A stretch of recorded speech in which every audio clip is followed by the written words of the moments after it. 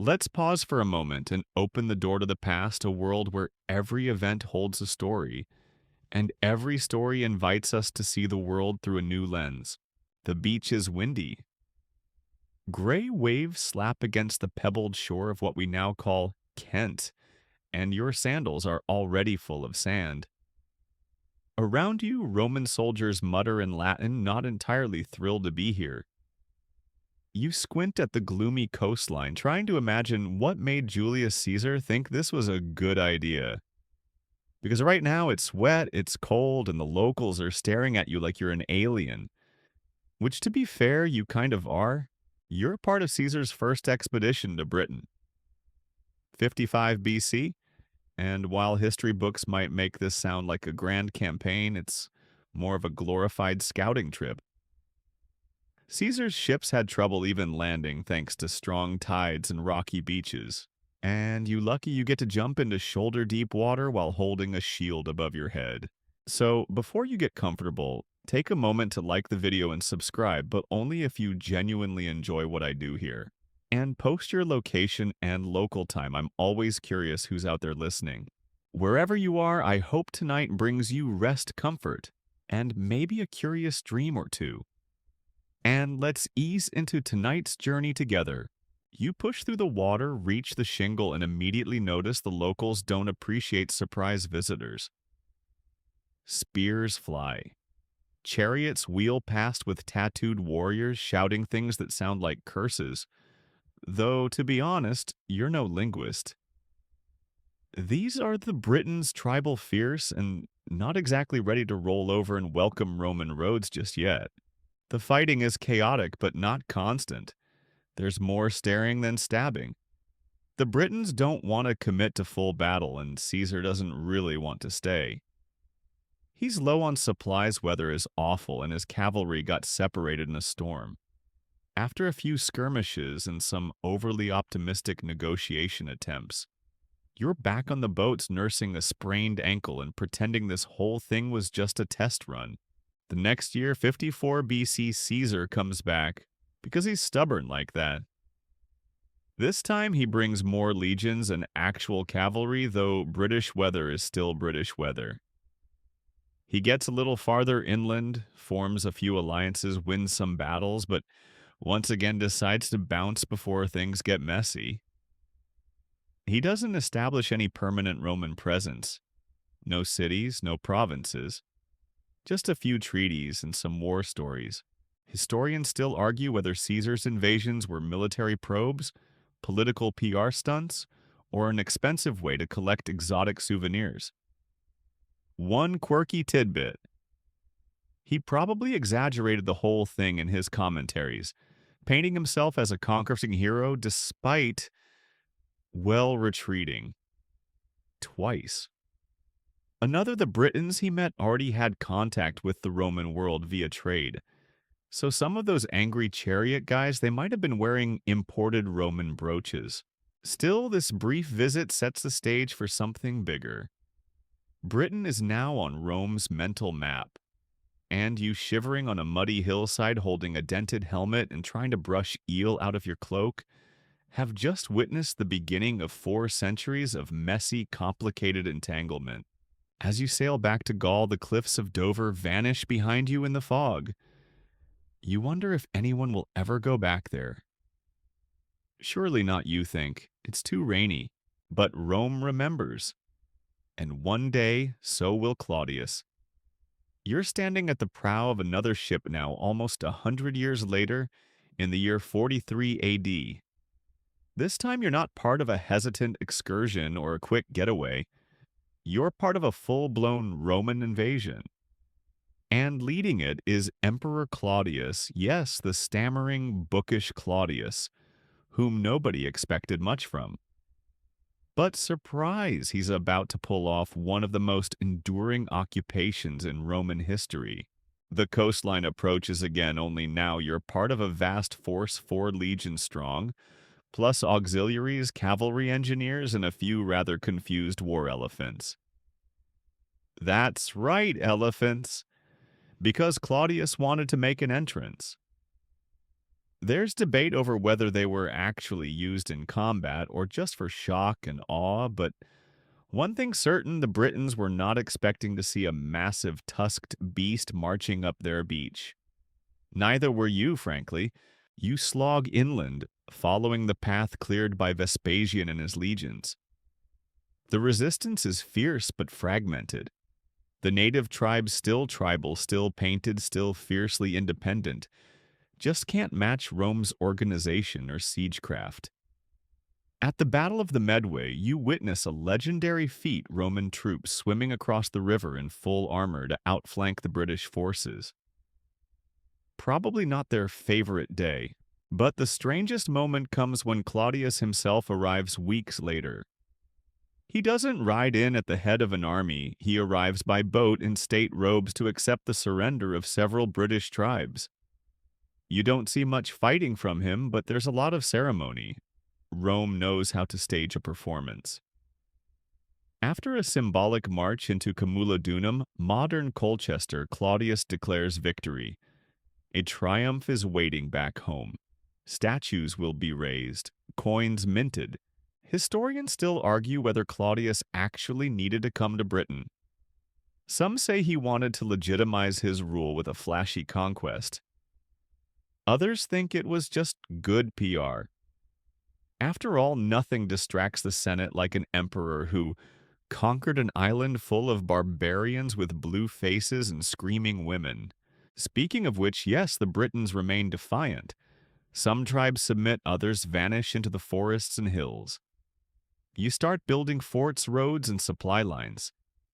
Camulodunum becomes the first Roman colonia in Britain, a Roman-style town with baths, a temple to Claudius, and very few roofs that don't leak in the fog. Quirky tidbit: the temple to Claudius is built before the locals are entirely pacified, which will come back to bite you very soon. Also, Roman engineers are baffled by British timber. It's damp. Everything rots faster here. Even your sandals develop a sort of permanent squish. Still, the army keeps pushing. You build the Fossway, a road from Exeter to Lincoln, slicing through hostile terrain. Forts pop up like mushrooms: Verulamium, Lindum, Isca. You're garrisoned at a windy outpost, sipping watered wine and watching the mist curl around the hills, wondering if this soggy place will ever feel like home. There's a sense of unease. The conquest isn't over, it's just paused. The Britons are adapting. They learn your tactics. Some start dressing like Romans, trading with Rome, even sending their children to study Latin. But others sharpen their spears and wait. They haven't forgotten. One rainy night, you hear a bard singing something strange near the fire. It's a tale about a queen with flaming hair, a goddess of revenge, a mother wronged. You don't know it yet, but her name is Boudica, and she's coming. For now, though, you sleep in your damp bunk stomach, full of barley mash, dreaming of warmer places. Outside, the elephants snort uneasily in their sheds. They don't like it here either. You wake to birdsong and fog, so much fog. It rolls over the hills and hides the edges of your half-built fort. It's 44 AD now, and the conquest of Britain has officially entered its slow, muddy phase. You've survived the flashy invasion, the shock of war elephants, the polite surrender ceremonies, but now comes the real work: expanding, digging, garrisoning, and slowly turning this wild island into a Roman province. Your unit marches west along one of the new roads, flanked by dense woodland that whispers with every step. You're headed toward the territory of the Durotriges, a tribe still bristling against Rome's reach. You've heard the name Vespasian muttered with both reverence and dread. He's the general in charge of this push, and he doesn't like delays. The Roman strategy is painfully methodical. Establish a beachhead, fortify a town, build a road, pacify the region, move on. It sounds straightforward on a scroll, but less so when you're waist deep in swamp water trying to clear land for a marching camp. Your leather armor sags from moisture, your boots smell like mildew, and the local wildlife seems to have declared psychological warfare. You didn't know frogs could scream. Now you do. Still, this strategy works. One fort becomes two, then 10. Roads stretch across the southern half of Britain like spiderwebs Fossway Ermine Street. Watling Street, all names that one day will show up on English signposts. But for now, they're just muddy paths through enemy land, a quirky Roman solution to native resistance Fort Villas. Small garrisons designed to look like cozy estates. The idea was to gently nudge tribal leaders toward a Roman lifestyle, luxury baths, mosaics, and all. Sometimes it worked. Other times they burned the place down. You arrive in a small town being reshaped before your eyes. The Britons who have allied with Rome are adapting quickly, wearing togas, speaking broken Latin, eating olives they clearly hate. You pass a market stall where someone's attempting to sell garum fermented fish sauce to a bewildered druid. Spoiler, it doesn't go well. Historians still argue whether this slow Romanization was peaceful cultural blending or simply a clever disguise for domination.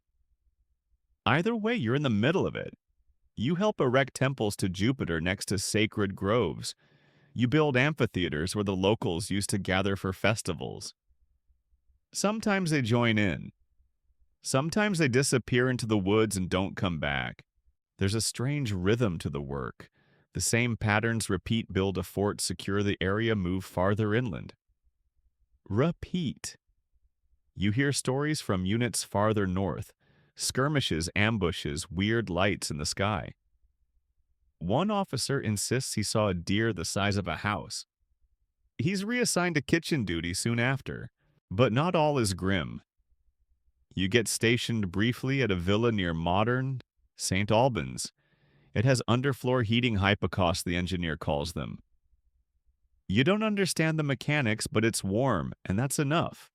The local wine is terrible, but they make a decent mead. You start to forget what Rome even smells like.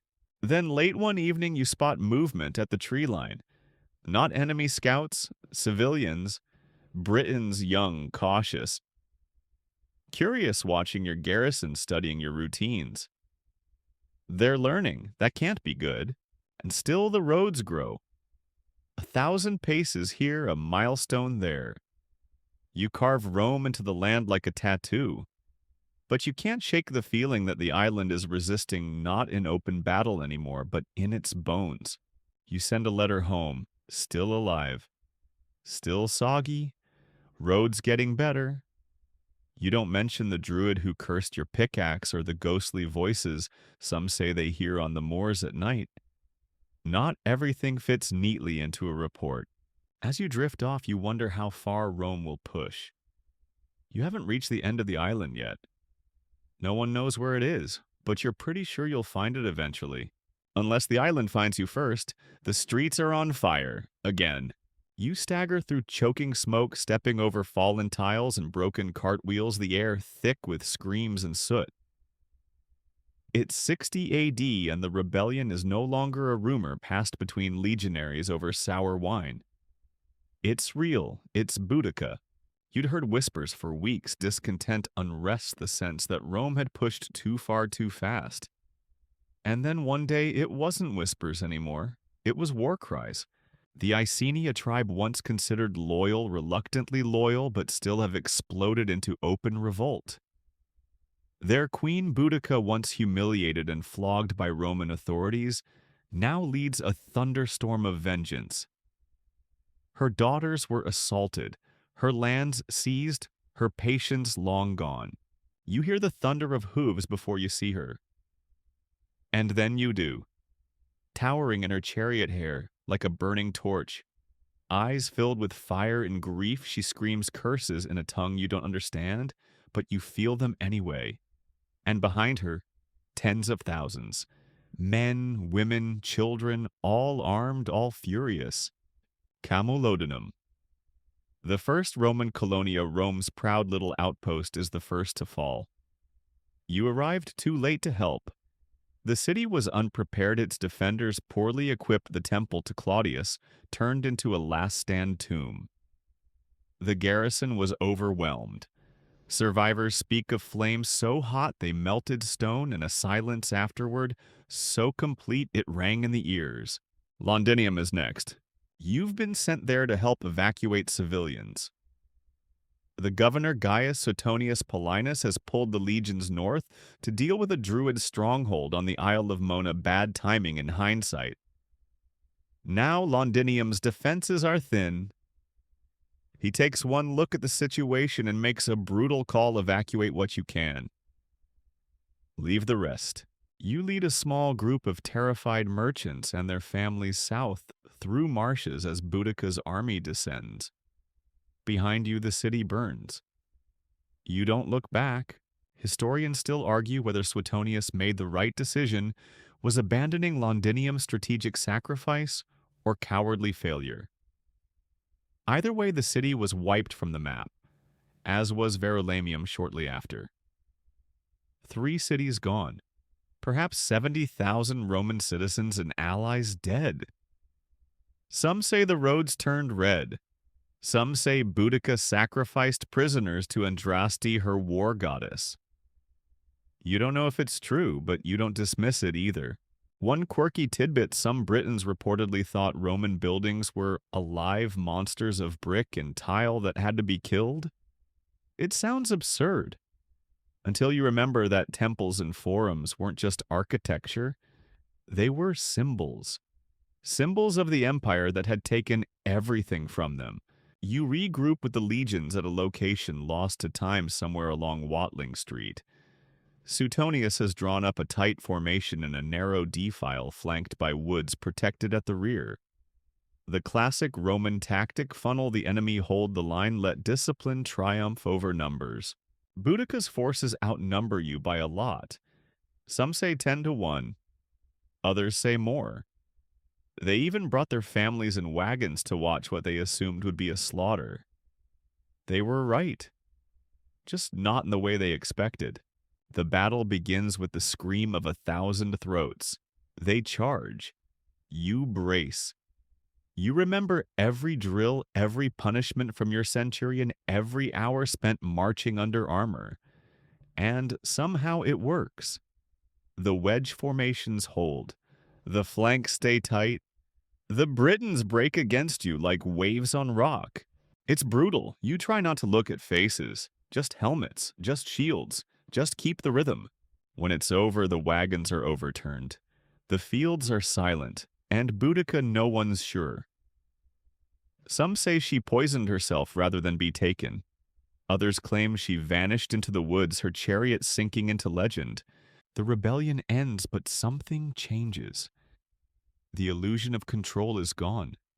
Rome still holds Britain, but now it watches the shadows more closely. Rebuilding begins.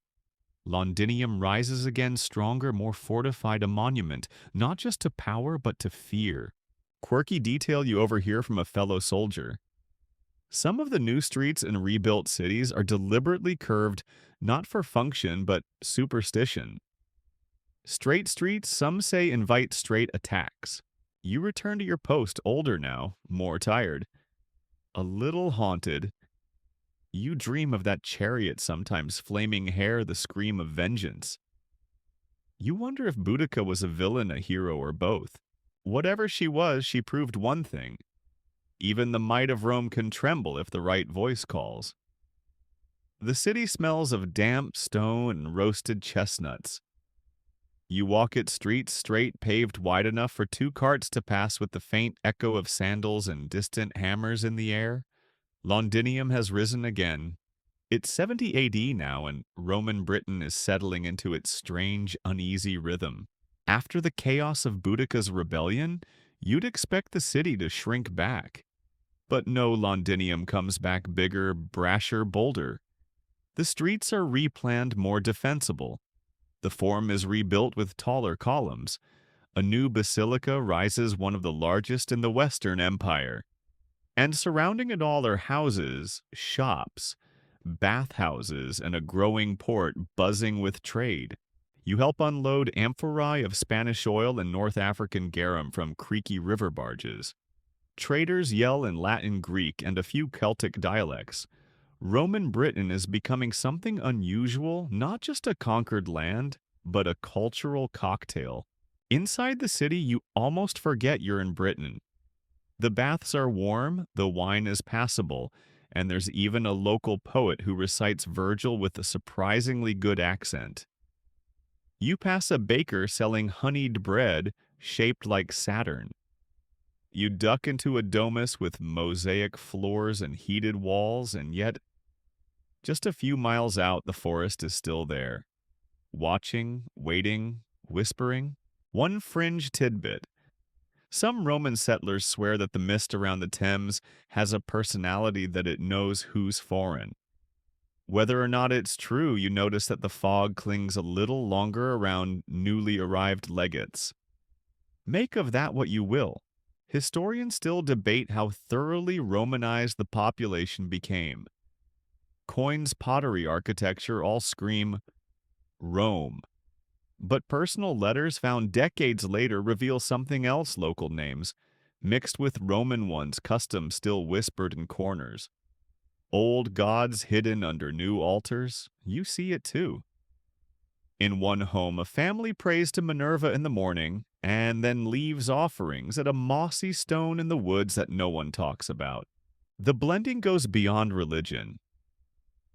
Local artisans begin crafting pottery in Roman styles, but with Celtic patterns. Clothing becomes a hybrid of togas and wool cloaks. A new kind of accent even emerges: Latin with a lilt. Some legionaries call it mud speak. You're assigned to inspect new construction near the river. The engineers have ambitious plans: a bridge of timber and stone grand enough to rival anything on the Rhine. It creaks ominously under your boots, but somehow holds. A young architect nearby mutters that he's working on an improved drainage system. You pat him on the back and wish him luck. He'll need it. Quirky anecdote. A local governor attempts to introduce Roman-style apartment blocks insulae, but forgets that Britain has rain. Lots of rain. The upper floors rot within a year. One collapses spectacularly, landing on a fishmonger's cart. No injuries unless you count the fish. Still, there's progress. Londinium gets a wall, then two. Fire regulations are introduced: no open braziers near the bakery, thank you.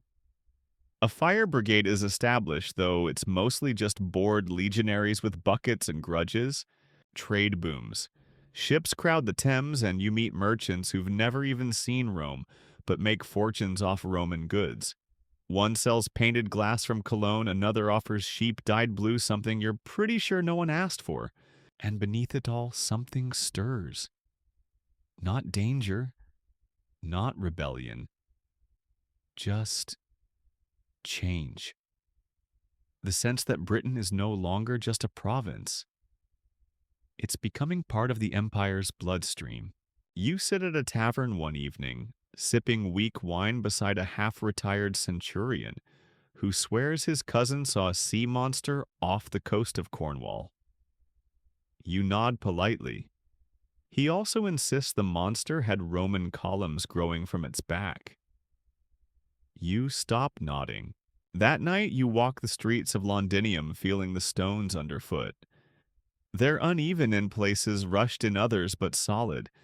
And that's how the city feels: fragile but surviving. A strange Roman dream stitched together from fog and iron and stubbornness. As you turn in for the night, the mist rises again from the river. Somewhere out there, druids still dance. But here in Londinium, for now, Rome has built a little world of its own. The floor beneath your feet is warm. That's the first thing you notice when you enter the villa. An elegant countryside estate not far from Caleva Atribatum, where the Roman and British worlds seem to swirl together like cream and wine. Heated floors, painted walls, tiled mosaics with dolphins and vines. Every inch of the place says Rome. And yet the man greeting you at the door, he still wears a torque around his neck and speaks Latin with a rhythm that feels older than the empire. This is the heart of Romanization, the slow, deliberate weaving of Roman customs into British life. And also the place where British customs quietly sneak into Rome through the back door. You're staying for the season part of an administrative survey to assess grain taxes, but mostly you're here to observe. And what you observe is odd. The villa owner, a Romanized Briton with an impressive beard and a fondness for overfeeding guests, serves roast boar spiced with imported cumin, but insists it tastes best when eaten with bare hands sitting cross-legged. His wife prays to Juno every morning and consults a hedge witch before planting her spring crops. His son is being tutored in rhetoric, but sometimes disappears into the woods with a carved stick and comes back with strange smells and stranger stories. Historians still argue whether Roman Britain was ever truly Roman. Archaeological finds show Latin inscriptions, Roman coins, and elegant pottery, but also persistent hyperlocal traditions. A shrine to Mercury might sit beside a pool, sacred to an unnamed water spirit. And a Roman bathhouse might serve as a place for both gossip and ritual, depending on the time of day and who's attending. You spend afternoons walking the fields. Villas dot the landscape, some grand and stone-clad, others still half-timbered and slouched. Roman roads slice through farmland and carts full of cabbage trundle toward bustling market towns. At one roadside inn, you hear a bard reciting parts of Virgil, right before launching into a tale about a talking horse who defeats a Roman tax collector. The audience prefers the horse. Quirky tidbit. A recent trend among Romanized Britons naming children after emperors and local deities. You meet one toddler named Tiberius Andraste. His parents say it's modern. Another couple proudly names their daughter Claudia Boudica, claiming it's for balance. Still, some of the changes are more than skin deep. Across the province, you see increasing literacy written contracts, brick construction, and even the use of Roman law in tribal disputes. Coins become more common in rural markets. A few villages even adopt the Roman calendar, though their version of Saturnalia seems to involve a lot more mud wrestling. Yet you can't help but notice the lines thin but persistent. Some locals adopt Roman life to survive. Some do it to thrive. Others resist quietly painting old symbols behind new plaster passing stories in the tongue of their ancestors. One night in a village near the Chilterns, a child shows you a doll made of straw and feathers. "It keeps the wolf spirits away," she says solemnly. You don't ask questions. You also notice the accent. The Latin here sounds bent. You hear phrases like veni ad tavernum or faber est bonus bloke. It's Latin, yes, but filtered through local grammar and British wit. You start calling it vulgaris Britannicus. Your commanding officer disapproves. Privately, he uses it too. The roads are getting safer. Patrols are more routine. The economy stabilizes, especially in the South. Olive oil is no longer a luxury, but you still can't find a decent orange. Wine remains inconsistent, some from Gaul, some local, some that probably started life as vinegar. But beyond comfort, there's also an itch. You sense it when you pass a Roman temple that's been inexplicably turned into a sheep shed. When you visit a bathhouse built without drainage. When you realize one villa owner has no idea what Saturnalia is, he celebrates something called Winter Hearth, instead involving fire bones and a game with hazelnuts. The deeper you go, the clearer it becomes. Britain isn't Rome. Not really, it's playing dress up. And sometimes the costume slips. One rainy evening, You find yourself at a dinner party in a villa with painted frescoes and silver goblets. Your host, a second generation Roman from Gaul, asks, "So when do you think they'll really be Roman?" You swirl your wine, look at the flickering lamplight, and say, "They already are. Just not the way we planned." He laughs. You're not sure it's a joke. As you lie on your cot that night, staring at the wooden beams overhead, you think about how strange it is how empires change the places they conquer, and how quietly those places change the empire right back. You trudge northward, the chill biting deeper with every mile. The air grows sharper, the trees thicker, and the faces of the locals more wary. You've crossed the border of what the Romans comfortably call Britannia, edging toward the mysterious lands of the northern tribes, the Picts, the Caledonians, and others whose names shift with every report. This is the edge of empire where Roman order frays into the wild. The forts here are smaller, fewer, and built with the defensive desperation. You help raise stone walls under a slate-gray sky, the wind howling through the wooden palisades. Rain soaks your tunic. The ground beneath your boots is churned to slippery mud. You notice how the landscape itself seems designed to resist control hills that rise suddenly, forests that swallow sound rivers that refuse to be bridged. The northern tribes are not like the Britons you left behind. Painted in blue woad, fierce and skilled in guerrilla tactics, they know these lands better than any legion. They don't fight in open battle. Instead, they strike and vanish, leaving behind ambushes, raided camps, and tales that make even hardened soldiers uneasy. Quirky tidbit. Some soldiers claim that the Picts practice a form of tattoo magic, where their body art changes shape with the seasons. No one has confirmed this, but it makes for good campfire stories. Another oddity, you occasionally catch whispers of druidic rituals in the hills. Strange lights and eerie chanting that make you wonder if you're more afraid of the land than the people. You're stationed at a fort along the new frontier. It's less a city and more a cluster of barracks surrounded by earthworks and timber walls. Inside, you find a mix of hardened veterans and fresh recruits all grumbling about the weather and the food. The cook tries valiantly to make stew from the local game, but the flavors are unfamiliar and the soldiers aren't impressed. Historians still argue whether the Romans ever truly controlled this northern wilderness. Some say the forts were little more than symbolic gestures, monuments of might, meant to impress more than to hold. Others argue these outposts were critical in containing the raids and projecting power. You meanwhile just want to stay warm. From the fort's ramparts, you gaze north across the mist-covered hills. Somewhere out there beyond the horizon are tribes who have never bowed to Rome and never will. You hear stories of raids on supply lines, warriors disappearing into the fog like ghosts, and mysterious white stags seen by the firelight.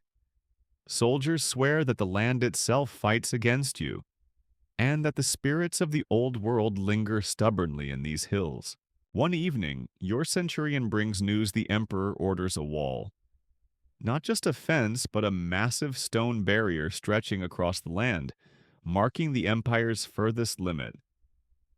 The plan is bold, almost reckless.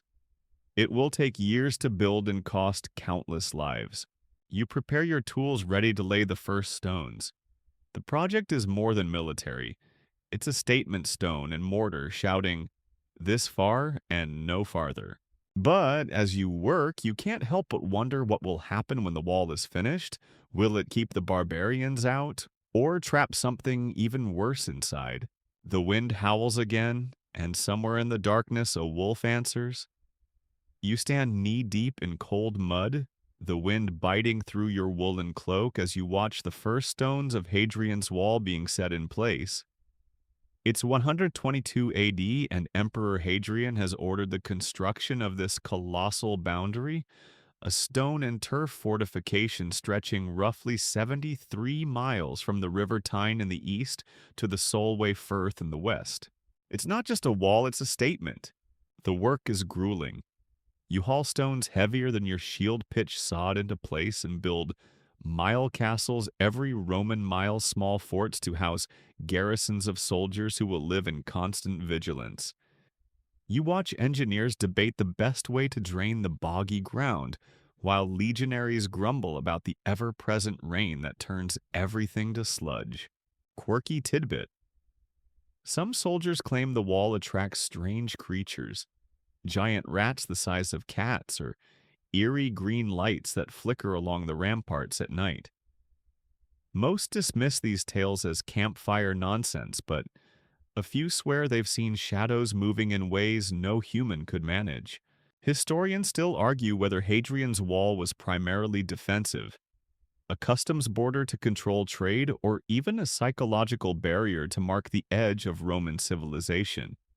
You find yourself wondering the same as you labor under the gray skies: does stone truly stop a spirit or a spear? Despite the hardships, the wall transforms the frontier.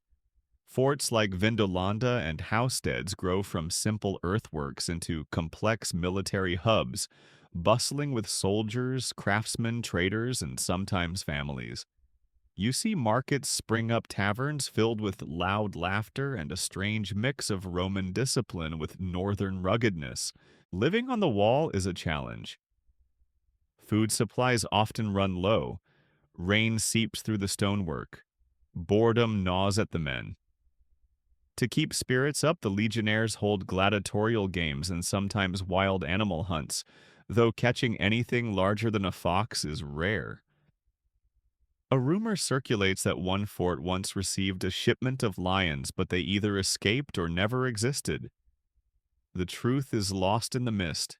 One day, while patrolling the ramparts, you hear a low hum, drifting from the nearby forest, an old Pictish chant, haunting and distant. The land feels alive here, ancient and unyielding. The tribes beyond the wall are clever and fierce, using the dense woodland to their advantage, slipping past patrols and striking where least expected. You wonder if the wall is a promise of safety or a cage for all involved. Night falls and the wind whistles through the battlements. You pull your cloak tighter and look north past the line of stone into the unknown. The Empire has drawn its line in the sand, or rather in the stone, but history shows that walls, no matter how grand, rarely last forever. And neither do empires. You trudge even farther north beyond Hadrian's Wall, to a place where the air is thinner, colder, and the land rougher than anywhere you've known. This is Caledonia, the wild, untamed territory of tribes the Romans simply call barbarians, though you start to suspect that word means anyone who isn't us. The year is around 142 AD. Emperor Antoninus Pius has given the order to push the frontier beyond Hadrian's Wall, building a new boundary later known as the Antonine Wall. Made mostly of turf and timber, it stretches about 39 miles from the Firth of Forth to the Firth of Clyde. The idea to claim more land shows strength and keep the northern tribes at bay. The soldiers you march with are tired. The land is harsh, filled with dense forests, rocky hills, and biting winds. Roads are few and rough. The new wall, less massive than Hadrian's, feels more like a hastily thrown-up fence than an impenetrable barrier. But it's a start. Quirky tidbit. Some troops swear they saw strange creatures in the forest, hairy men with glowing eyes that disappear when approached. Others claim the local tribes use war cries so terrifying they can freeze men in their tracks.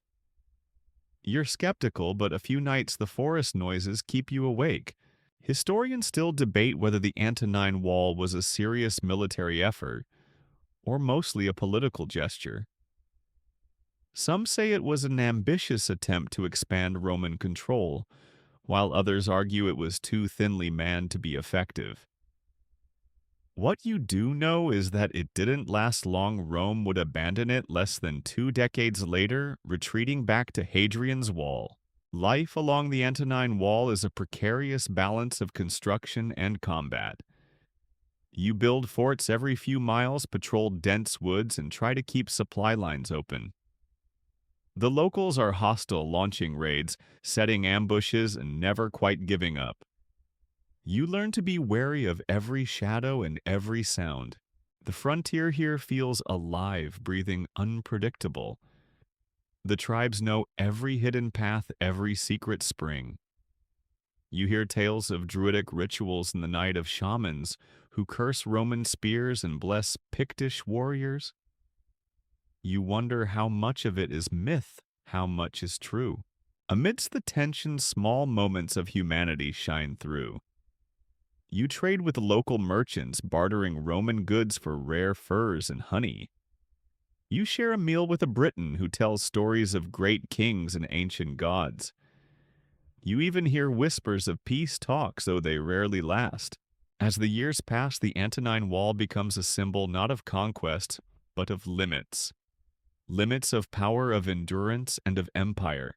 You pack your gear one damp morning when the order comes to abandon the wall. Rome retreats. The soldiers trudge back south, leaving behind unfinished towers, broken fences, and the ghosts of dreams too big for the land. Looking back from the safety of Hadrian's Wall, you realize that sometimes even Rome has to know when to stop. You wake in a chill dawn mist, the distant calls of birds mingling with the faint crackle of morning fires from the fort nearby. This is Roman Britain's spiritual crossroads, a land where the familiar gods of Rome meet the ancient whispering spirits of the forest, and where beliefs collide, blend, and sometimes clash in shadows and smoke. You step out of your tent into a world alive with incense and murmurs, where temples to Jupiter and Mars stand near sacred groves, where druids once held their rites. It's 150 AD, and religion here is a vibrant, tangled tapestry stitched from the threads of two very different worlds. The Roman gods arrive with ceremony statues gleaming in the sunlight, priests in flowing robes, chanting ancient hymns in Latin. You watch as a sacrifice is made to Mercury, the messenger god, whose swift wings guide merchants and travelers. The smoke curls upward, carrying prayers and offerings to the heavens. Yet just beyond the temple's marble steps, the wildness of British belief persists. You hear the rustling of leaves in a nearby sacred grove where the druids, though outlawed and hunted, continue their rituals in secret. Their ceremonies involve sacred trees flowing water and symbols carved deep into stones worn by time. Historians still argue how deeply these old beliefs survived. Some say the Druids vanished entirely after Roman suppression. Others argue that their traditions merely went underground, merging with Roman practices or influencing early Christian rites. One quirky fact you overhear is that many Roman soldiers stationed here privately wear amulets, fashioned from local stones or animal bones tokens, believed to ward off evil spirits. Some even secretly offer thanks to the Celtic goddess Sulis at Bath, a deity who melds with the Roman Minerva in a syncretic worship unique to Britain. This blending of faiths gives birth to hybrid temple shrines, where Latin prayers mingle with Celtic chants. You visit Bath's famous hot springs where pilgrims come seeking healing. The water steams like a living thing, and offerings of coins, jewelry, and carved figurines lie beneath the surface testament to the desperate hopes of those who seek its power. You notice a tension here. Officially, the empire promotes Roman gods to solidify control, but the local population clings to its ancestral spirits. In some villages, you find that Roman altars stand beside ancient stone circles, while in others the old sacred sites are carefully hidden, preserved by locals fearful of Roman reprisal. Quirky tidbit local tales speak of shadow animals, spectral wolves or stags seen at twilight believed to be guardians of the old ways. Soldiers mock these stories but avoid the woods at night just in case. In the bustling towns, you attend festivals where Romans celebrate Saturnalia with feast games and role reversals, but the locals add their own twists, dancing in animal masks, recounting legends of heroic ancestors and lighting bonfires to honor the changing seasons. Religion here is not just belief, it's a battleground for identity, a silent war fought in prayers, sacrifices, and symbols.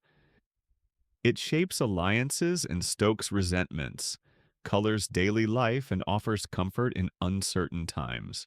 You visit a small village where a Roman centurion quietly confides in you about his growing doubts. He admires the discipline of Rome, but envies the passion of the Druids who seem connected to the land in ways he never can be. He tells you of dreams filled with voices singing in ancient tongues, voices that call him to something beyond the empire. As twilight falls, you stand beneath a sky thick with stars. The temple's torches flicker, the forest whisper, and somewhere a distant chant rises, a reminder that in this land gods old and new walk side by side, weaving a story as complex as the mist-shrouded hills. You realize that Roman Britain's soul is not found in its walls or roads, but in this delicate, restless faith, forever balancing between empire and earth. You enter the steamy, echoing bathhouse, the warm air thick with the mingled scents of heated stone oils and the faint, tangy odor of sweat. The sounds of splashing water and muffled conversations rise and fall like waves.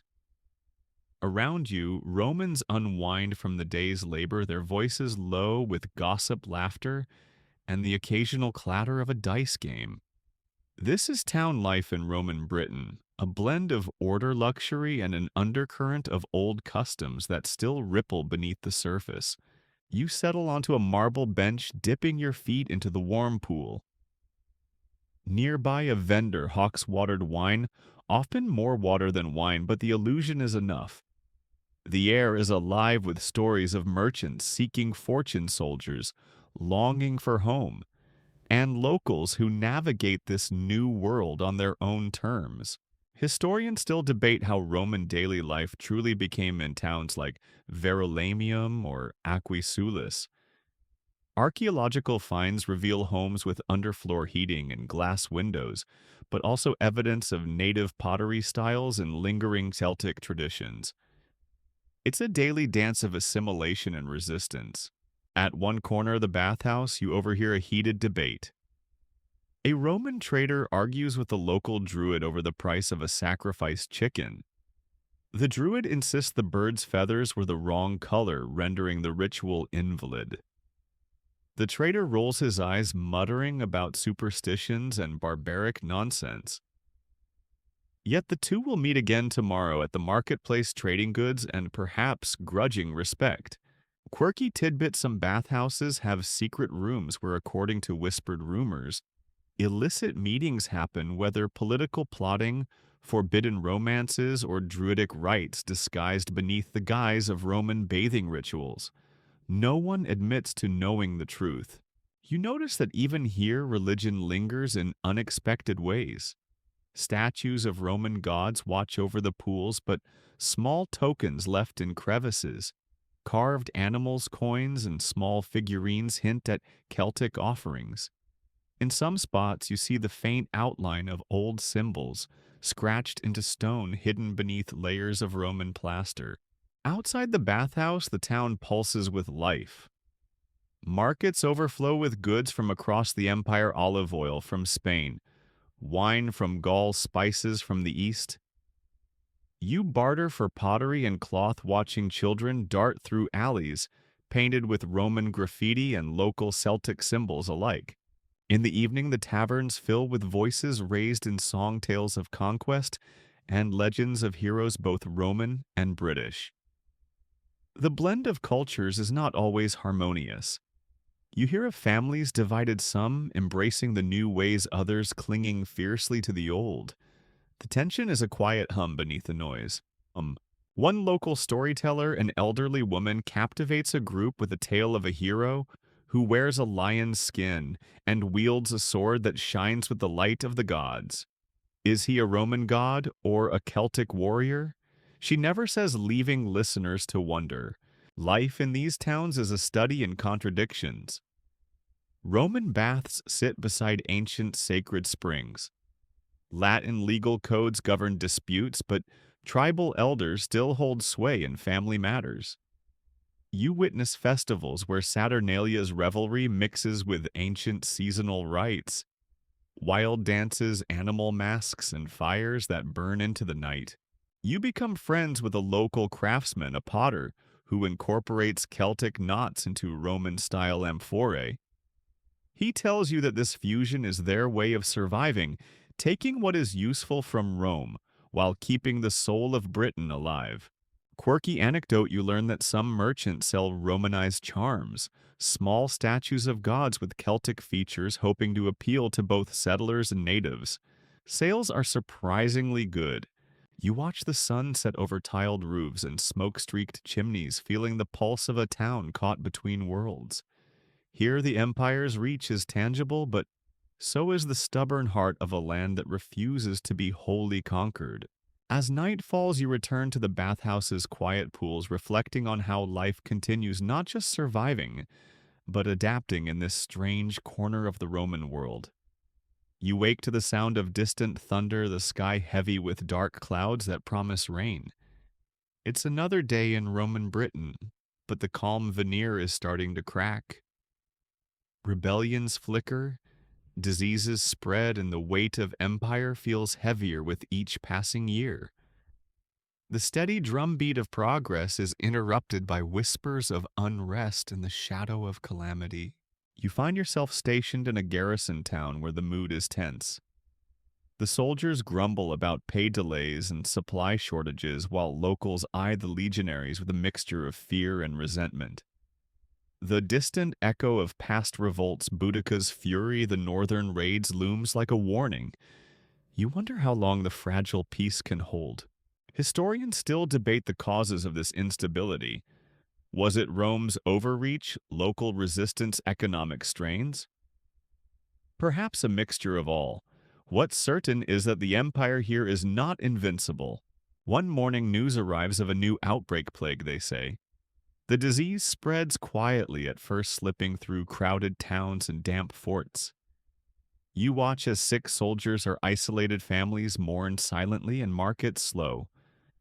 The baths, once bustling, empty out. Fear spreads faster than the sickness. Quirky tidbit. Some locals believe the plague is a curse from the old gods angered by the Romans' destruction of sacred sites. Others blame bad air miasma and burn herbs to cleanse the streets. You try not to get too close to the afflicted, but you see the desperation in their eyes. Amidst this turmoil, small rebellions flare. You hear of skirmishes in the hills where bands of disaffected Britons and northern tribes attack isolated outposts. Roman commanders respond with brutal efficiency, but the unrest sows doubt even within the ranks. You attend a council meeting where officials argue about taxation. The empire needs funds to maintain legions and build roads, but the burden falls heavily on the locals. Farmers grumble that taxes consume their harvests. Merchants whisper of corruption and unfair levies. One soldier confides that morale is low. The glory of conquest has faded, replaced by endless patrols and paperwork. Some talk of desertion, others of turning to local gods for protection. Quirky detail. A rumor circulates that a mysterious figure, a king of the Brigantes, is rallying tribes in the north. His name is lost to time, but stories say he's part druid, part warrior, and entirely elusive. Soldiers speak of shadowy gatherings in the forests where swords gleam beneath moonlight and ancient oaths are sworn. You witness the harsh realities of maintaining an empire at its fringes. Forts fall into disrepair, supply lines stretch thin, and the gap between Rome and Britain widens. Letters from Rome arrive less frequently, their tone colder and less encouraging. In a rare moment of respite, you visit a local healer who uses a mix of Roman medicine and native herbs. She tells you stories of past plagues and the resilience of the people. You realize that survival here depends as much on adaptation as on strength. The plague wanes, but its scars remain. Trade slows, towns shrink, and fear lingers in the air. The Empire's grip feels more tenuous, and you begin to question how much longer this fragile balance can last. As night falls, you walk the empty streets, the glow of torches flickering against stone walls. The Empire endures, but for how long? You clutch your cloak tighter against the damp chill and prepare for whatever tomorrow brings. You stand on the deck of a weather-beaten ship, the salty wind tugging at your cloak as the coastline of Britain fades behind you. The year is 286 AD, and the Empire is fracturing not just in far-off lands, but right here on the very edge of Roman Britain. The distant echoes of conquest and rebellion seem like memories from another life. Now something new has emerged, a pirate, a usurper, a self-declared emperor. His name is Carausius. Once a commander of the Roman navy charged with defending the English Channel from Saxon raiders, Carausius suddenly turns pirate himself. He's accused of embezzlement, and instead of facing punishment in Rome, he declares himself Emperor of Britain and Northern Gaul. A bold move, some say desperate, others say brilliant. You're among the legionnaires loyal to Rome, but also aware that loyalty is a complicated thing when the empire's center feels distant and ineffective. Carausius's forces control the seas, blocking Roman reinforcements and supplies. The empire is caught off guard. Historians still argue over Carausius's true motives. Was he a traitor, a rebel, or a pragmatic leader protecting Britain from neglect? Some call him a bandit king. Others a savvy ruler who brought relative stability during chaotic times.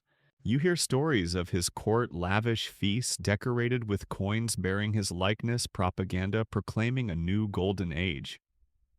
Yet beneath the glamour, the struggle to maintain order and legitimacy is constant. Barbarian tribes to the north test his borders, loyalist forces plan invasions, quirky tidbit coins minted under Carausius show him with a laurel wreath, but also depict Neptune, god of the sea, suggesting his naval power was central to his claim. These coins circulate widely, confusing merchants and soldiers alike about who truly rules. As you patrol the coast, you notice an increase in Saxon raids.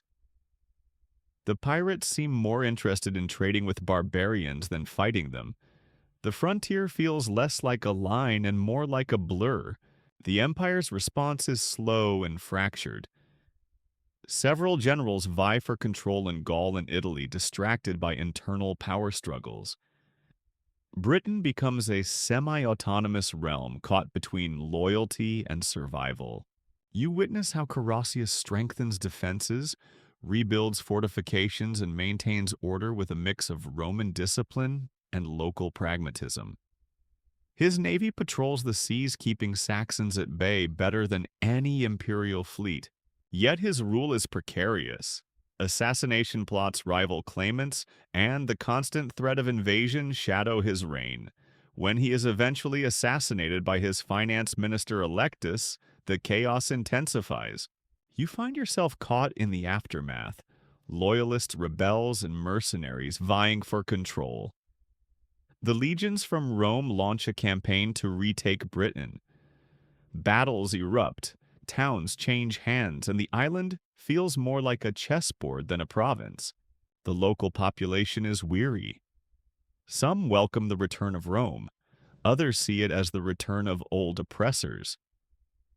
Meanwhile, Saxon raids increase, exploiting the chaos. Quirky detail. Some soldiers swear that Carausius had a pet dolphin symbolizing his naval power. Whether true or legend, the tale spreads among the troops, boosting morale or mocking their leader depending on who tells it. You reflect on the fragility of power, how one man's ambition can reshape an entire province for better or worse. How loyalty shifts like tides and empires crumble under their own weight. As you prepare for the next campaign, you wonder, is this the beginning of the end for Roman Britain, or just another chapter in its long, tangled story? The sea crashes against the shore, relentless and indifferent, as the island braces for what comes next. You stand once again amid the rumbling heartbeat of the empire, but the rhythm feels different now, faster, harsher, as if the whole system is straining under the weight of too many demands. It's 293 AD, and the name Diocletian echoes through the halls of power as the new emperor who vows to save Rome from collapse. You watch as his reforms ripple all the way to Britain, shaking up everything you thought you knew about imperial rule. Diocletian is a man of order and control, a firm hand in chaotic times. His vision for the empire is clear: divide and conquer, not just enemies beyond the borders, but the sprawling, fractious bureaucracy within. He introduces the tetrarchy splitting rule among 4 emperors to govern more efficiently. It's complicated but necessary, or so they say. For you stationed on the cold fringes of Britain, these reforms mean more soldiers, more taxes, and more paperwork. The legions swell as Diocletian raises new troops to defend the frontiers, but funding them requires heavy taxation on a population already stretched thin. You see the strain on towns, farms, and families, the wheels of empire grinding louder and louder. You watch as new administrative districts form across Britain, each governed by officials loyal to the tetrarchs. Fortifications are rebuilt, roads repaired, and new walls raised. The old Hadrian's Wall is patched up, and additional defenses like the Saxon shore forts emerge to guard against relentless sea raids. Historians still debate whether Diocletian's reforms prolonged the empire's life or merely delayed its inevitable fall. Some argue they brought much-needed stability. Others claim they added layers of bureaucracy that strangled the economy and spirit. Quirky tidbit soldiers joke that Diocletian's tax collectors are more feared than the barbarians, insisting on payment in coins, grain, and sometimes livestock. A popular joke says, better to face a Saxon than the taxman's ledger. The economic burden is heavy. Inflation rises as more coins are minted to pay soldiers, but their value dwindles. Merchants grumble, farmers protest, and the average Briton struggles to make ends meet. You see markets half empty and fields less tended. At the same time, Christianity begins to weave its quiet threads into this turbulent fabric. Though still officially persecuted, Christian communities grow in towns and countryside alike. You overhear hushed prayers in candlelit rooms, secret gatherings behind closed doors. The old pagan temples stand in silent witness, their stones bearing marks of neglect or conversion. You visit a small village where a newly built Christian shrine sits beside a ruined Roman temple. The locals navigate the shifting tides of faith with a mixture of hope, fear, and pragmatism. Some cling to the old gods. Others embrace the promise of something new. Quirky detail rumors circulate of Christian monks who walk the countryside, healing the sick, and preaching a message of peace that confounds even the most hardened soldiers. Amid these changes, you witness increased Saxon and Pictish raids.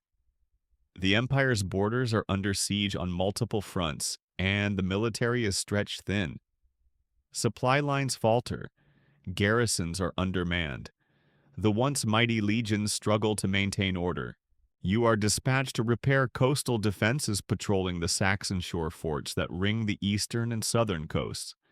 These forts are part fortress, part lighthouse, part customs post, meant to repel pirate raids and control trade. At night, you hear the distant sound of waves and the occasional clang of armor as guards shift. The tension is palpable, and every shadow holds potential danger. Every ship on the horizon could bring friend or foe. You keep your sword close and your wits closer. One evening, you meet a trader who claims to have smuggled Christian relics from Rome to Britain, risking everything to bring hope to believers here. His tales fascinate and unsettle you. Meanwhile, Diocletian's edicts arrive regulations on prices, wages, and religious observance. You see farmers forced to grow specific crops, craftsmen ordered to work certain hours, and taxes collected with an unyielding grip. Life is regimented, controlled, and often harsh. Yet beneath the surface, a new world stirs. You reflect on the transformation from the wild, foggy shores you first landed on to this highly organized, taxed, and militarized province. Britain is no longer a frontier of conquest, but a front line of defense, bureaucracy, and faith. As the autumn leaves fall and the cold wind bites, you prepare for a future that feels uncertain. The empire is vast but fragile, its foundations shaking beneath your feet. You wonder, will these reforms hold? Or are they just the last breath of a dying giant? The sun sets behind distant hills, casting long shadows over stone walls and weathered roads.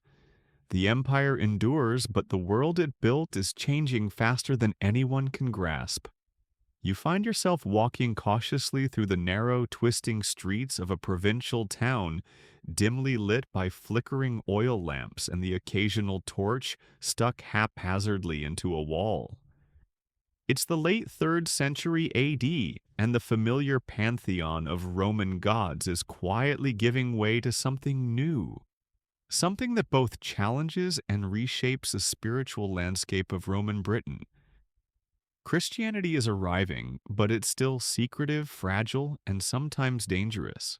You slip through shadowed alleyways, ears straining for any sign of persecution. The official laws still forbid the faith, but whispers of Christian gatherings float from basement rooms and hidden groves. You hear soft hymns sung in Latin, occasionally punctuated by furtive prayers.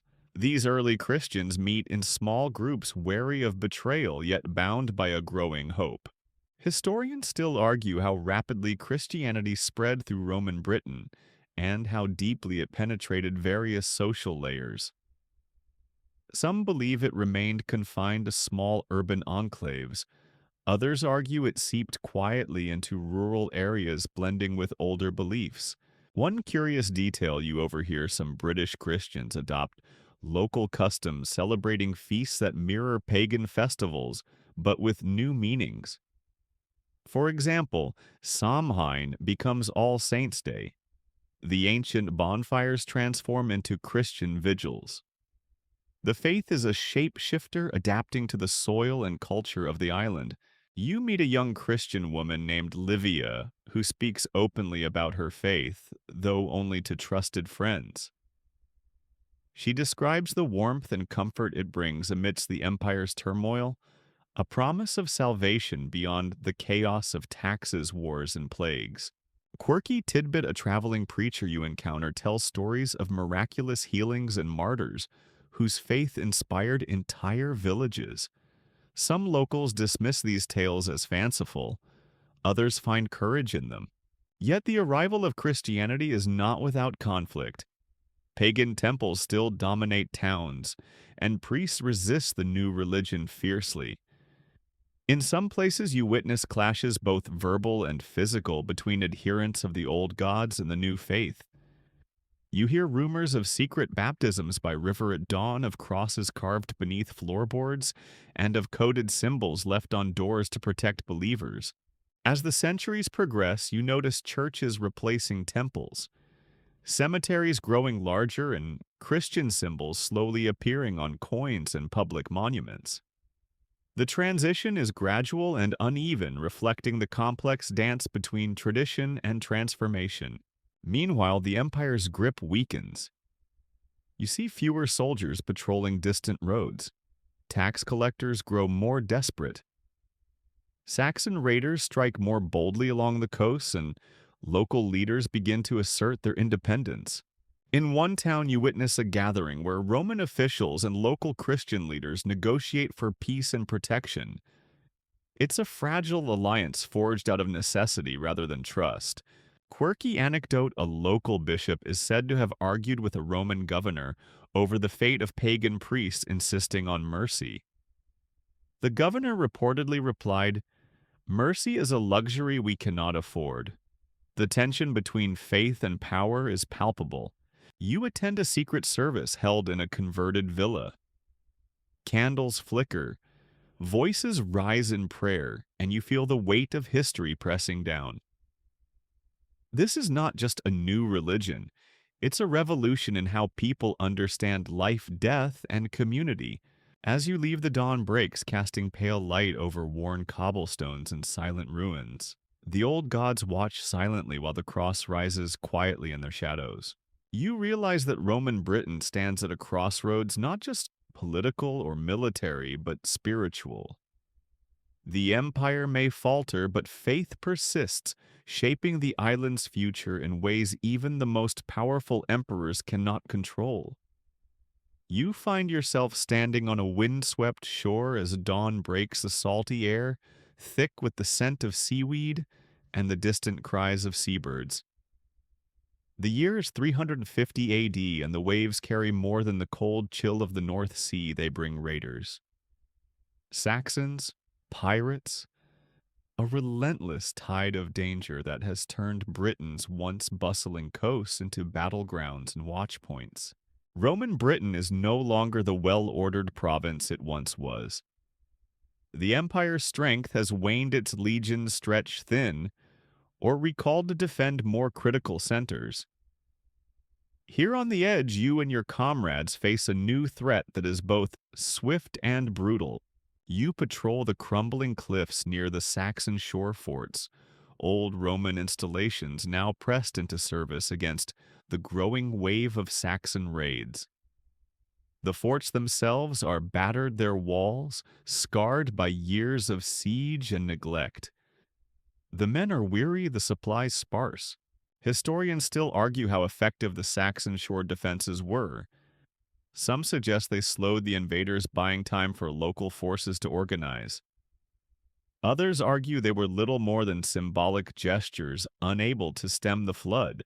You see firsthand the dangers, raiding parties descending from the horizon, swift longships slipping through fog and darkness to strike fishing villages and farms. Fires flare in the night, screams echo through the smoke. The fear is palpable.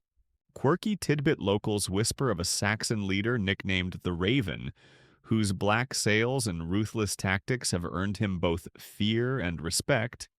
Some say he commands not just men but supernatural forces, though you remain skeptical.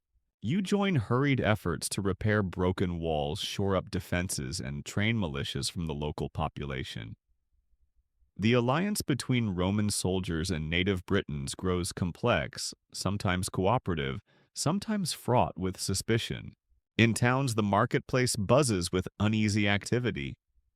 Merchants barter goods hurriedly. Families prepare for possible evacuation.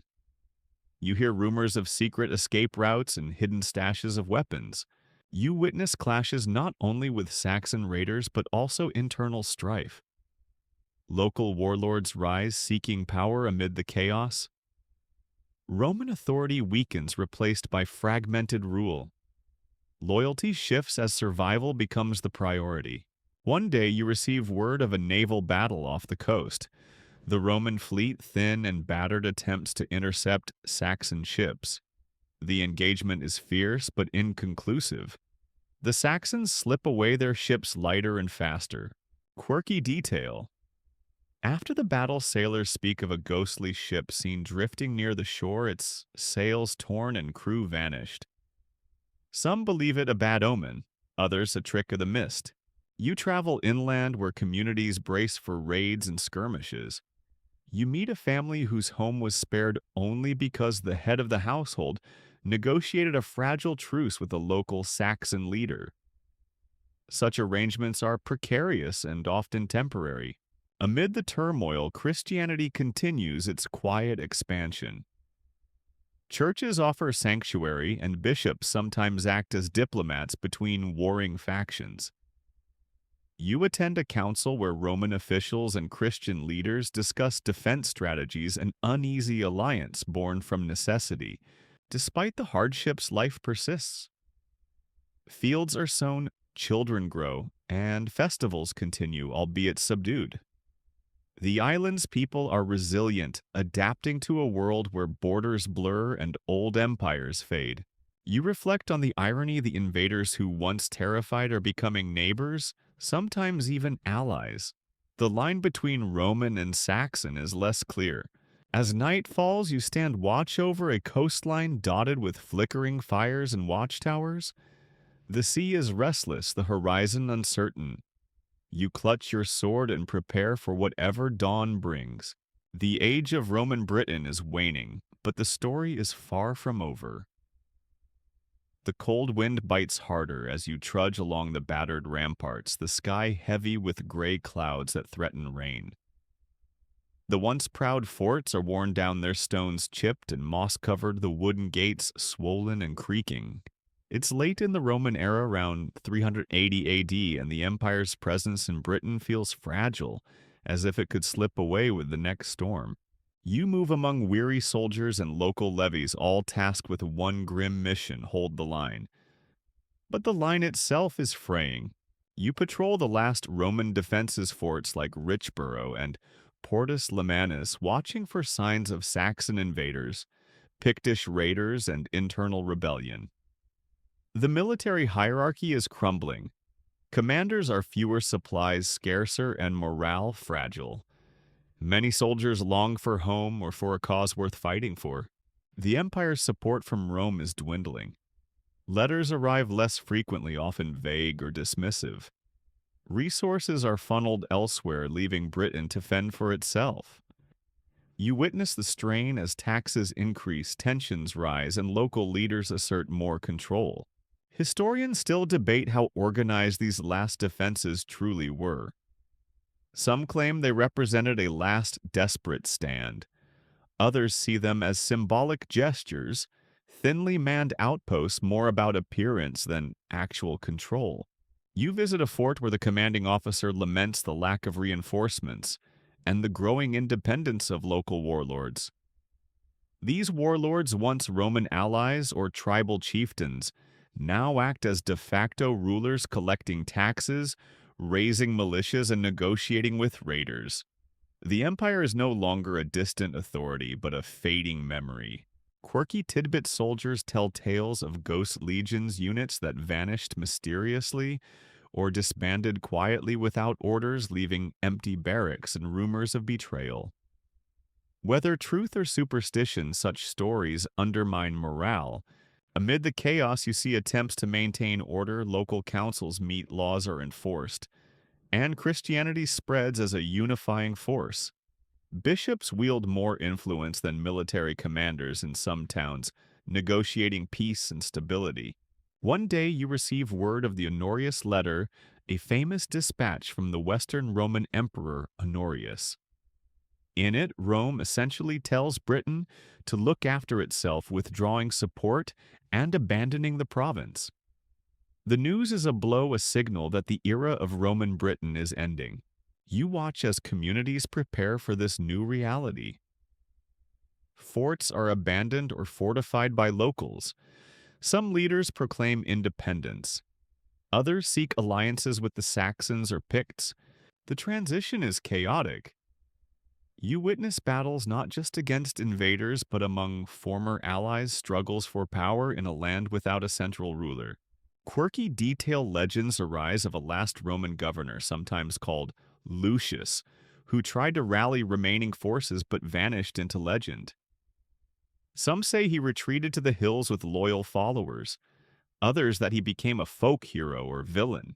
You reflect on the irony: an empire that once ruled the known world now retreats, leaving behind roads, walls, and stories.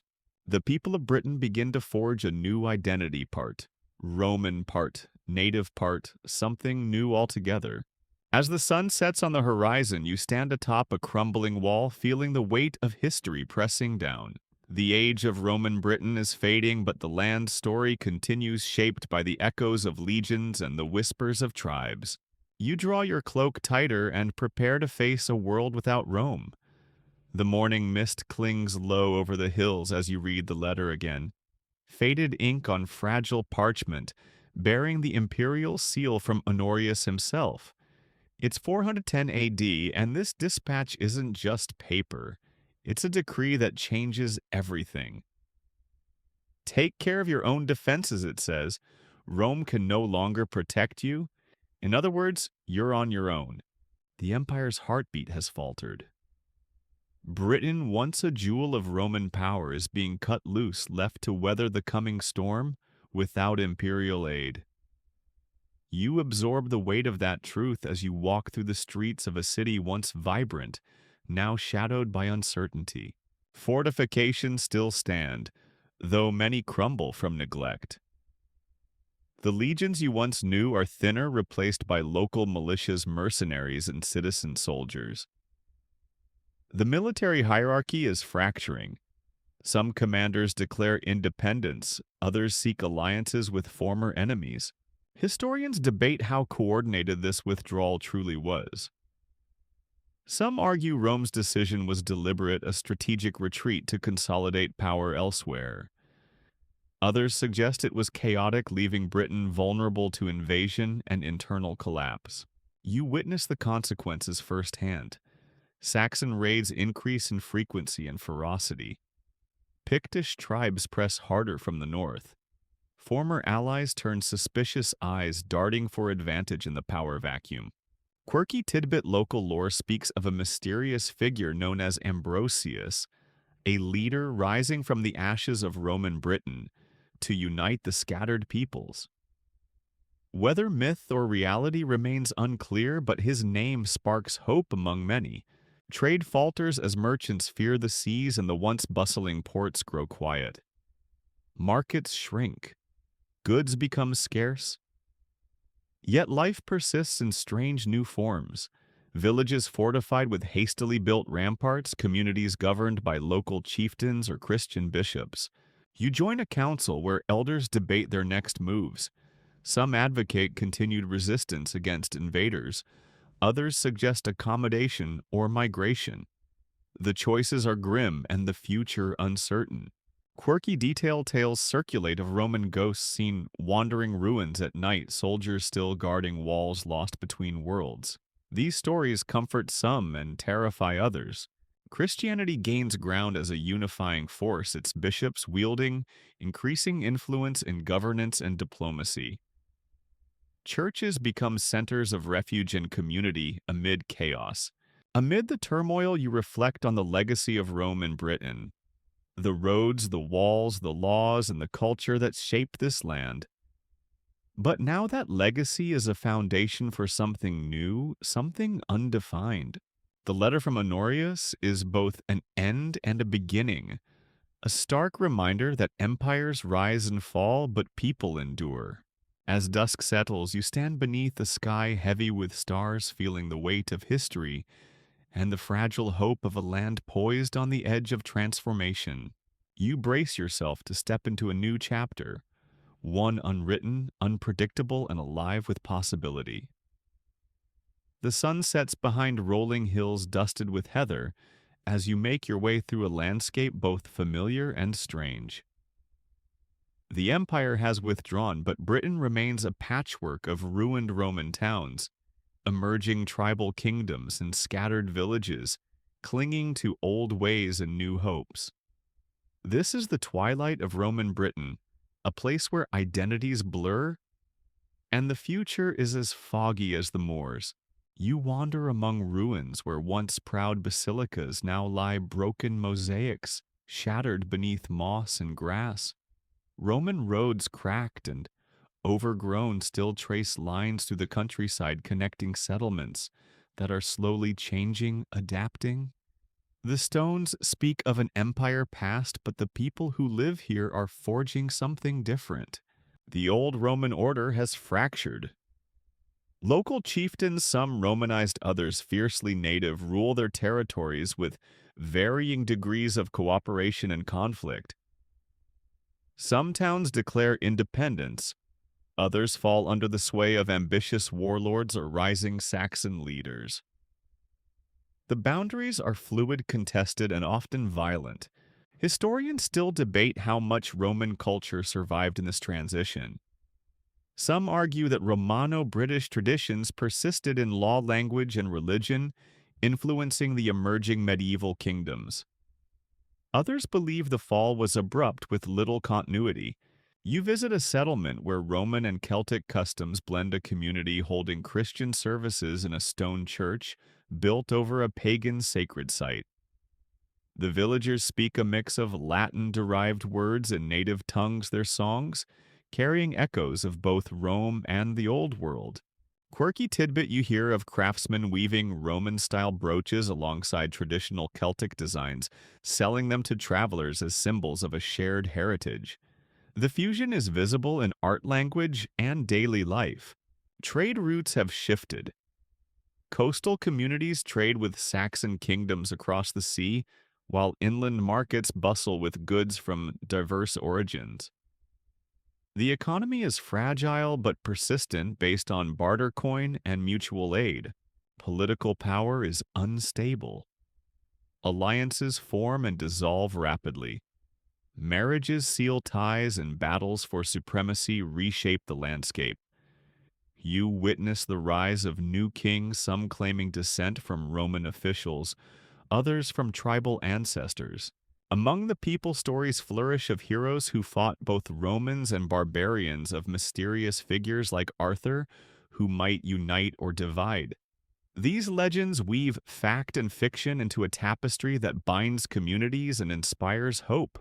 Christianity spreads, becoming a cornerstone of identity and governance.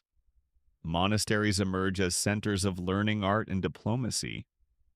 You attend a gathering where monks debate scripture by candlelight, preserving knowledge amid upheaval. Quirky anecdote, local children play games inspired by Roman gladiators and Celtic warriors, their laughter echoing through fields once soaked in blood. The past and present mingle in unexpected ways. You reflect on the resilience of a people shaped by conquest and survival. The empire's walls may crumble, but its influence lingers in roads, laws, faith, and the very fabric of life. As night falls, you gaze at stars unfamiliar yet eternal, feeling the pulse of a land reborn from ruins and dreams. The story of Roman Britain fades into legend, but its spirit endures, carried forward by those who walk between worlds. You find yourself wandering along a sun-warmed country lane bordered by wildflowers and ancient oaks, whose roots twist beneath the earth like secrets. It's a land where the past lingers beneath every stone, every blade of grass, and the echoes of empire still whisper in the breeze. This is what Rome left behind in Britain. Not just walls and roads, but a complex legacy that shaped the island's future in ways both visible and subtle. The Roman roads you walk on are worn but still functional, connecting villages and towns that have grown around former military forts and administrative centers. Though the empire's banners no longer fly here, the infrastructure remains a testament to Roman ingenuity and ambition. These roads carry travelers, traders, and stories across a landscape reshaped by centuries of Roman presence. You pause at an old milestone, its inscriptions faded, but still hinting at distances measured in Roman miles. Nearby, a farmer tills the soil with a wooden plow that evolved from Roman designs, cultivating fields once part of vast imperial estates. The echoes of Rome's agricultural practices persist, influencing land use and rural life. Historians debate the extent to which Roman law and governance influenced medieval Britain. Some argue that Roman legal concepts formed the foundation for later British common law, while others see a more fragmented inheritance shaped by local customs and tribal traditions. Regardless, remnants of Roman administration can be found in surviving documents, place names, and governance structures. Quirky tidbit, many English place names derive from Latin roots Chester, Castor, and Cester, all trace back to castra, meaning military camp. So when you stroll through places like Manchester or Winchester, you're literally walking through ancient Roman forts. You visit a small village where Latin phrases are still used in local dialect, passed down through generations in proverbs, prayers, and even folk songs. The blending of languages reflects centuries of cultural intermingling. Religious influence remains profound. Christian churches built on or near former Roman temples continue to serve as spiritual centers embodying the transition from pagan to Christian traditions. Artifacts found in churches often reveal a blend of Roman motifs and Celtic symbolism, illustrating the layered history of faith. You meet a local artisan crafting jewelry inspired by Roman designs but incorporating native motifs, a silver brooch adorned with a Celtic knot, intertwined with a Roman laurel wreath. The piece symbolizes the fusion of cultures that defines this land. Quirky anecdote legends tell of hidden Roman treasures buried beneath fields and hills guarded by spirits or dragons. Treasure hunters have long sought these riches, but most find only fragments and stories. The economy has adapted. Markets thrive on trade routes established by Rome, connecting coastal ports with inland settlements. Goods from across Europe arrive wine, spices, textiles, mingling with local crafts and produce. The legacy of Roman commerce shapes economic life in subtle ways. Education and literacy owe much to Roman influence. Monasteries preserve Latin texts, classical knowledge and religious writings becoming beacons of learning amid the chaos of the post-Roman era. Scholars translate and adapt Roman works, ensuring their survival. You stroll through a monastic library where ancient manuscripts lie alongside newly written texts, illustrating a continuum of knowledge bridging empire and emerging medieval society. Quirky detail. Some monks are said to possess strange scrolls containing maps of Roman Britain, their accuracy surprising to modern historians. Architecture also carries Roman echoes. Stone buildings, arches, and baths, though often in ruins, serve as inspiration for new construction. Builders incorporate Roman techniques with local styles, creating a hybrid aesthetic. You visit a manor house with foundations built on a Roman villa's remains. Its walls bear faint frescoes, and beneath the floor, hypocaust channels hint at the warmth once provided by ancient technology. The landscape itself bears Rome's imprint.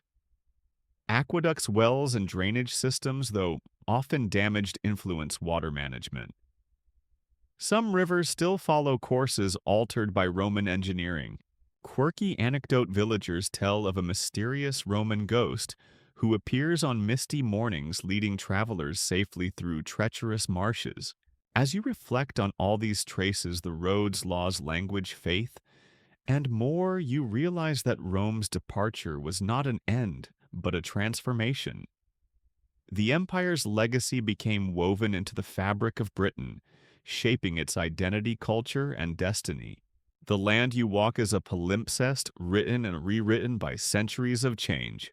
And though the banners of Rome have long since faded, their shadows stretch far into the future. You walk through a landscape shrouded in early morning mist, the chill in the air mingling with the scent of damp earth and wildflowers. The sun's first rays filter through ancient oaks, casting long shadows that stretch like echoes across time. This is a land on the edge of myth and memory, where history dissolves into legend, the fading twilight of Roman Britain. It's been nearly 5 centuries since Julius Caesar first set foot on these shores, and centuries since the last Roman legion marched away. The roads you tread, once bustling with soldiers and traders, are now quiet, reclaimed by nature and the footsteps of new generations. Yet beneath the fog, the spirit of the island pulses with stories, tales of empire, rebellion, faith, and transformation. You pause by a crumbling stone circle, its purpose lost to time, but its presence undeniable. Nearby, the ruins of a Roman fort stand sentinel, moss-covered and weathered their stones, whispering secrets to the wind. This is a place where worlds collided, the Roman and the native, the pagan and the Christian, the past and the future. Historians still argue whether the figure known as King Arthur was real or legend, a unifying hero who rose from the ashes of Roman rule, or a myth born of collective memory. Whatever the truth, his story embodies the enduring spirit of a land, forged in conflict and resilience. You visit a village where elders recount tales, passed down through generations, stories of brave warriors, wise druids, and mysterious sorcerers. The blend of Roman and Celtic traditions creates a rich tapestry of culture and identity, a mosaic of beliefs and customs. Quirky tidbit children play games reenacting battles between Romans and barbarians, their laughter echoing through fields once stained with war. They wield wooden swords and shields unaware of the complex history beneath their feet. Trade continues along ancient routes linking communities with distant lands. Goods once brought by Roman merchants now arrive from emerging kingdoms across the sea. The economy is humble but vibrant, rooted in local resources and enduring connections. Christianity flourishes alongside remnants of older beliefs, the two weaving together in festivals, rituals, and daily life. Churches rise from the stones of temples. Saints' legends mingle with tales of gods and spirits. The island's faith is a living mosaic reflecting centuries of change. You walk past a newly built monastery, its stone walls sturdy against the weather. Monks tend gardens, copy manuscripts, and offer solace to travelers. Their work preserves knowledge and nurtures hope in uncertain times. Quirky anecdote local storytellers say the monastery's library holds scrolls written in a language only the wisest can read, a code blending Latin, Celtic, and forgotten scripts. As you journey through towns and countryside, you see how Roman Britain's legacy endures not just in ruins and relics, but in the very identity of its people. Language, law, art, and faith bear the imprint of a world that shaped and was shaped by the empire. The landscape itself tells a story of adaptation and survival. Ancient roads guide new paths. Fields once plowed by Roman farmers continue to yield harvests. Waterways engineered centuries ago still flow, sustaining life. You reflect on the impermanence of power and the resilience of culture. Empires rise and fall, but the land and its people endure, weaving their history into an ever-changing tapestry. As dusk settles, you stand on a hill overlooking the rolling fields and distant forests, the sky painted with the soft hues of twilight. The echoes of Roman legions fade into the evening breeze, but the story of Britain, ancient, complex, and alive, continues. You breathe deeply, feeling the weight of centuries and the promise of what lies ahead. The age of Roman Britain is over, but its spirit whispers still carried on the wind and written in stone. Let the pace slow now. Imagine the soft rustle of leaves as a gentle breeze whispers through the trees, carrying the faint scent of wildflowers and earth warmed by the sun's last touch. The distant hills fade into a serene twilight, their outlines softened like a memory beginning to blur. You rest your hands on the cool stone of an ancient wall, smooth beneath your fingertips, worn by centuries of rain and time. The road behind you stretches quietly, winding into the dusk, inviting you to wander at ease without hurry or care. Here in this gentle moment, the weight of history lifts, and the stories of warriors, builders, and dreamers settle softly into the earth like fallen leaves. The voices of the past grow quiet, replaced by the steady rhythm of your own breathing, and the calm of the night around you. Wherever you are, feel the peace of this land, both wild and settled, ancient and new, and know that tomorrow will bring fresh stories, new journeys, and the gentle unfolding of history's endless tale. I'll be here with another story for you tomorrow night.